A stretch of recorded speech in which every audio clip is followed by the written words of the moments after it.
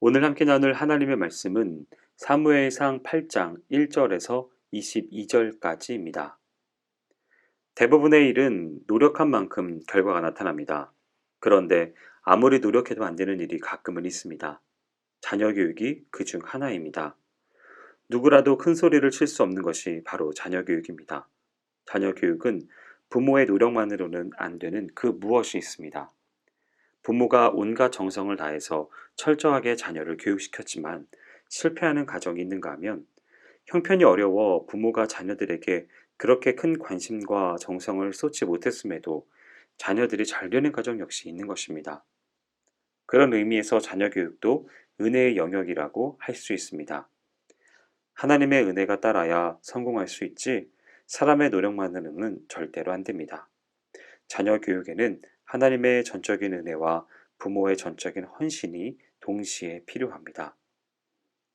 성경은 사무엘이 늙음에 그 아들들로 이스라엘 사사로 삼으니 장자 이름은 요엘이요 차자의 이름은 아비야라.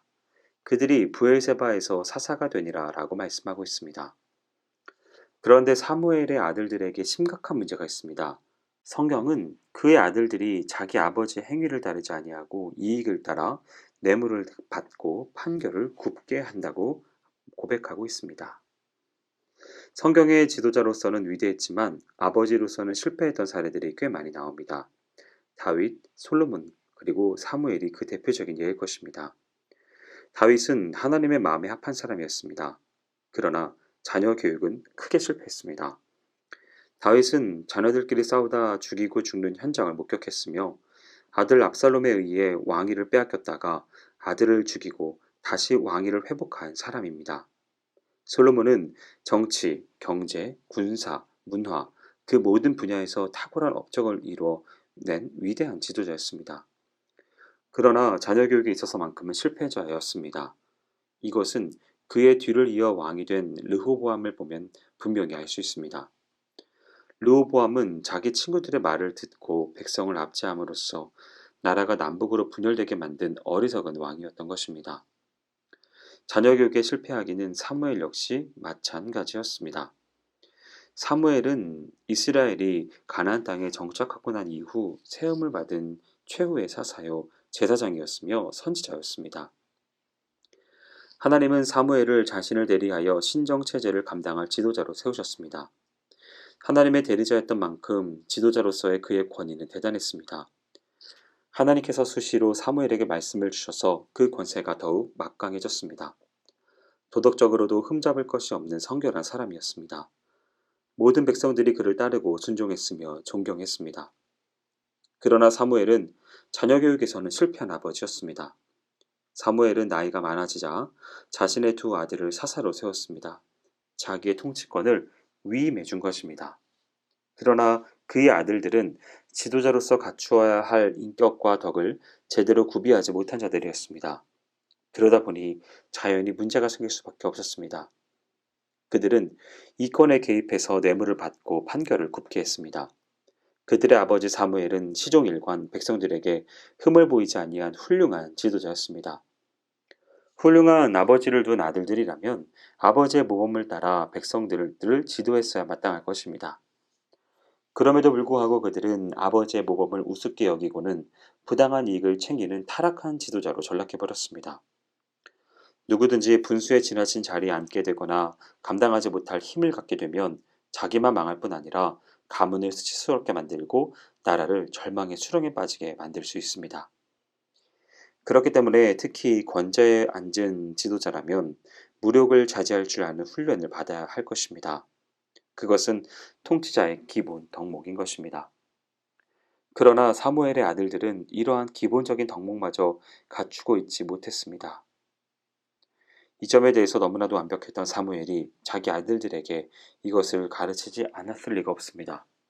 그러나 그들은 어리석어서 아버지의 교훈을 따르지 않았습니다. 자녀 교육에 실패한 사람들은 말년이 편치 못합니다. 사무엘은 말년에 그 아들들로 인해 근심이 떠날 날이 없게 되었습니다. 오랫동안 백성들의 신망을 받으며 위대한 업적을 남겼던 그였지만 이제는 아들 때문에 사람들 앞에서 얼굴을 들고 다닐 수 없게 된 것입니다. 사태가 이쯤 된다면 사무엘은 한시라도 빨리 자기 아들들을 징계하여 권좌에서 물러나게 하는 용단을 내렸어야 옳을 것입니다. 그러나 그가 결정을 차일피일 미루고 있는 사이 사태는 더욱 걷잡을 수 없이 악화됩니다. 사무엘의 아들들의 악정을 견디다 못한 백성들이 들고 일어나기에 이르렀습니다. 이스라엘 모든 장로가 모여 라마에 있는 사무엘에게 나왔습니다. 성경은 그에게 이르되 보소서 당신은 늙고 당신의 아들들은 당신의 행위를 따르지 아니하니 열방과 같이 우리에게 왕을 세워 우리를 다스리게 하소서 한지라 라고 합니다. 더 이상 사무엘 집안의 통치를 못 받겠으니 다른 나라들처럼 왕을 세워달라는 것입니다. 백성들의 대표인 장로들이 뜻을 같이하여 압력을 가하니 사무엘도 어쩔 도리가 없었습니다. 이리하여 하나님께서는 직접 이스라엘을 다스리신다는 것을 상징하는 사사제도가 무너지고 세상 나라처럼 왕정이 시작된 계기가 된 것입니다. 그러나 왕정은 이스라엘에게 큰 고통을 주게 됩니다. 왕이 이스라엘을 다스리기 시작한 이래 수백 년 동안 백성들의 왕으로 인해 받았던 고통은 이루 말로 다할 수 없을 정도였습니다. 왕 한 사람으로 인해서 온 나라가 고통을 받았던 적이 한두 번이 아니었습니다. 사무엘서와 열왕기서, 역대기서와 같은 역사서들이 온통 이 사실을 증거하고 있다고 해도 과언이 아닐 것입니다. 이 무서운 불행의 씨앗을 누가 뿌렸습니까? 자식을 잘못 둔 사무엘과 그의 모범을 따르지 않고 자기 이권을 추구하느라 뇌물을 받고 판결을 굽게 하여 나라를 엉망으로 만든 그의 아들들이었던 것입니다. 이러한 사무엘 부자의 비극이 남의 이야기처럼 들리지 않는다면 우리 오늘날 우리의 아픔이 있습니다. 누구든지 함부로 나라의 지도자가 되려고 해서는 안 될 것입니다. 그래서 주님께서도 그러나 너희는 랍비라 칭함을 받지 말라. 너희 선생님은 하나요? 너희는 다 형제이니라 라고 경계하셨습니다. 한 나라의 지도자가 감당해야 할 무거운 책임은 분명히 알아야 하는 것입니다. 사랑하는 성도 여러분, 사무엘 같은 위대한 선지자도 자녀 교육에는 실패하고 말았습니다. 과중한 업무가 부른 비극일 수 있습니다. 그러나 그것이 자녀 교육을 소홀히 한 핑계가 될 수는 없습니다. 우리 중 누구라도 자녀 교육의 성공을 장담할 사람은 없을 것입니다.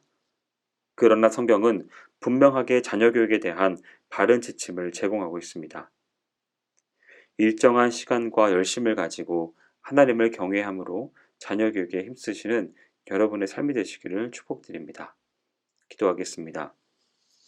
사랑과 은혜가 많으신 하나님 아버지, 우리에게 기업으로 자녀들을 허락하여 주심에 감사드립니다. 하나님, 우리의 자녀들을 나의 욕구 충족이나 내 자아 실현을 위하여서 쓰이게 하지 않게 하시고 하나님의 형상대로 지음받은 고귀한 비전을 발견할 수 있도록 인도하여 주시옵소서.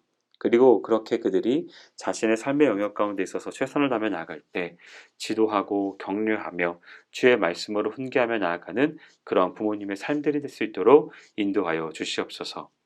행하실 주님을 기대하오며 모든 말씀 예수님의 이름으로 기도합니다. 아멘.